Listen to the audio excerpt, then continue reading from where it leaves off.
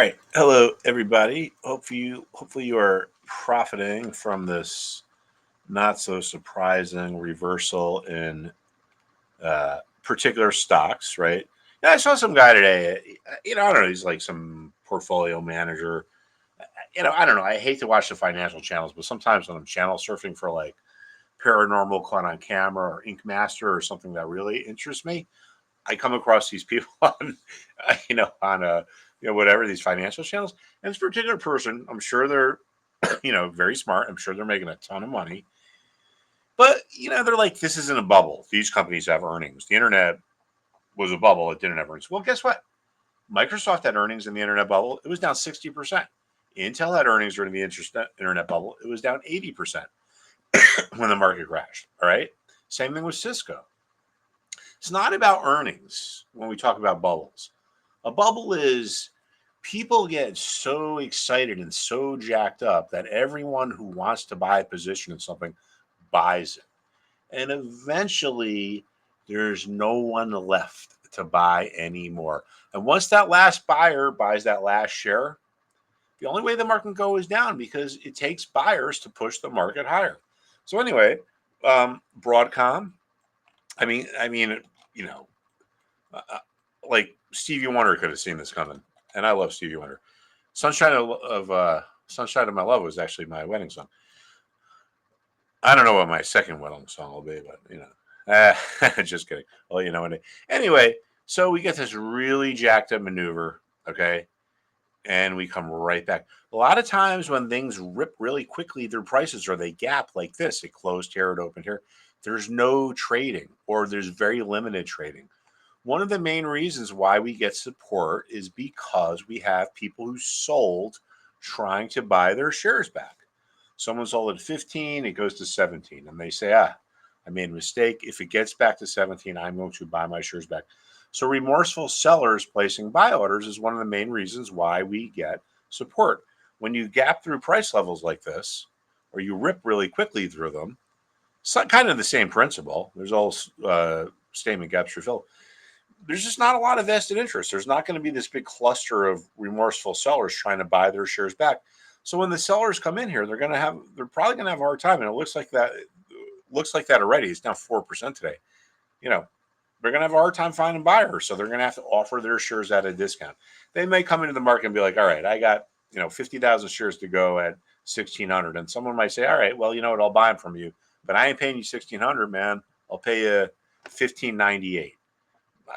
I'm the only buyer around. I'm the highest game in town. Blah blah blah. All right, this is how markets work: supply and demand. Think about a ticket scalper, right? If a ticket scalper is selling tickets and there's no other ticket scalpers and the place is sold out and there's all these people walking around like being like, oh, I want tickets, I want tickets. What's the scalper going to do? They're going to raise the price they're willing to sell at.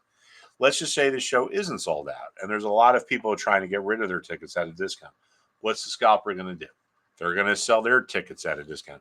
Just supply and demand, man. That's all the markets are. People overthink it. They make it way more complicated than it. I've known some very successful prop traders, meaning proprietary traders in the institutional world. That's the sector of the market where traders are given capital, meaning money, by their firms. And it's like, okay, you go out and you trade. And if you make a good profit here, you can keep part of it. If you don't, well, then don't let the door hit you on the ass. You're fired. Very stressful way to make a living, but very profitable if you're good. Anyway, same thing here, right? Ripped higher, blah, blah, blah. Might come right back down. So there's Apple. Just want to look at Nvidia here. Yeah, I mean, look at Nvidia. Nvidia's like in their free fall. This is like this was the bearish engulfing pattern. It looked like the bulls were going to be in charge again on this particular day. It opened higher than the following day's close. But what happened? The sellers pushed it all the way back. The sellers are firmly in control here, man. Wow. This is some aggressive selling. This is what we might end up calling a breakaway gap. Things tend to gap two times, at the beginning of trends and at the end of trends. So, the theory is that the smart money is really aggressive at the beginning of trends and the dumb money is not so smart at the end of the trends, and that's when they buy or sell. Anyway, that's some pretty negative action there. Let's take a look at Microsoft, because it's been like the only thing holding up the tech sector. All right, yeah, so check this out. If Microsoft goes, this is like the final straw on the camel's back. We looked at Nvidia, we looked at Broadcom, we looked at Apple. They do not look good. This Microsoft is still holding up. If this thing starts to roll over, well, I think we're going to get a big move lower. It's going to spread out across the rest of the market. All right, here's our S&P. It looks weak. Interesting study on levels here. Notice how the high trade today was where the low trade was over here, or the open and the close. A lot of people trade on the open and close, so that's why there tends to be support and resistance on recent opens or closes. If you're a short-term trader or day trader, you really need to know where over the past couple days or week or so, where the opening and closes were. Because if the market gets to one of these prices, something might happen. It could reverse or it could break through. It's not a coincidence. I mean, look at today's high trade. Let's just call it 547. It was 546.95. Opening trade here, 549. Low trade here, 546-ish. All right. All right. So anyway, let's just look at the tech sector. Yeah, I mean, look at that. Wow. I mean, this looks like it's got some move to go on the downside. Same thing. Bearish engulfing pattern, potential breakaway gap. All right, everybody. So you got to make sure you tune back in and make sure you like us and do all that stuff, whatever, because we don't want the market to go down. But I just looked at the financials. I just looked at healthcare. They're sideways. But a lot of times it's easier to make money on a downside because markets go down faster than they go up. Markets go up because people are hopeful. Oh, I hope I make money, Look at this. So it's kind of a nice, blah, blah, blah. Markets go down because people are freaking out. Markets go down on fear. They go up on hope. Fear is a much more powerful emotion than hope. So markets tend to go down faster than they go up. So we could be on the verge of a pretty decent move lower here. And I think it's, I mean, I don't know. I'd be surprised if we don't get it. Let's just put it that way. So let's think about it. How can we profit from this? Well, obviously you can buy options.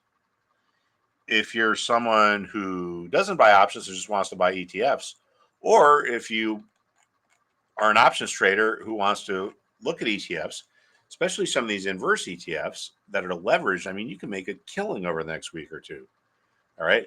So this ETF is designed to move in the opposite direction of the S&P by the same amount. So if the S&P breaks, and it looks like it's going to, this will be up, but you can kind of get a little bit more into it. For example, the S triple Qs, these things are going to be going in the opposite direction of the Qs by roughly 3 times as much. It's a leveraged inverse ETF. Check this out. Since Thursday morning, we're up 7.8% in 3 days. Okay, that's a lot. If you're playing the semis and you think they're going to go down, and I do, and I tell some of my students, I think buying a call on this that's a little bit out of the money, a little bit farther out. Okay, I'm talking maybe August, maybe September, an out of the money call, maybe a 25 strike price or a 30 strike price. I think that is not an illogical trade. And I think it's kind of a low risk trade because I've been doing this for a long time. And of course, no one really knows. And I've been doing this long enough to know that I don't know. But I've seen this before. And these markets that get really inflated to the upside, they can and go longer than you actually think or are surprised. The same thing can happen on the downside. Now, listen, maybe Nvidia is the greatest company. Maybe they got the greatest thing since sliced bread. Maybe they invented the greater mousetrap, blah, blah, blah. All right, whatever. This stock is up, well, at its peak a week ago, was up almost 80% in 2 months. What has happened in the world that has made Nvidia increase its market capitalization by 80% in 2 months. We're not talking about 5 years. We're talking about 2 months. Like, do they like dig up a safe of gold in their backyard or something? Listen, I don't know where Nvidia is going to be in 2 years or 3 years. That's not what I do. We do trading over here at Stock Market Jobber. I think this thing has been overbought. I'm not surprised to see some profit taken. I think it's going to continue. Even in the pre-market, we're down another percentage point here. All right, everyone. Thank you, and appreciate it. And I'm looking forward to seeing you tomorrow morning. There's going to be some real money to be made in these markets over the next week or two. Probably mostly on the short side. See you then.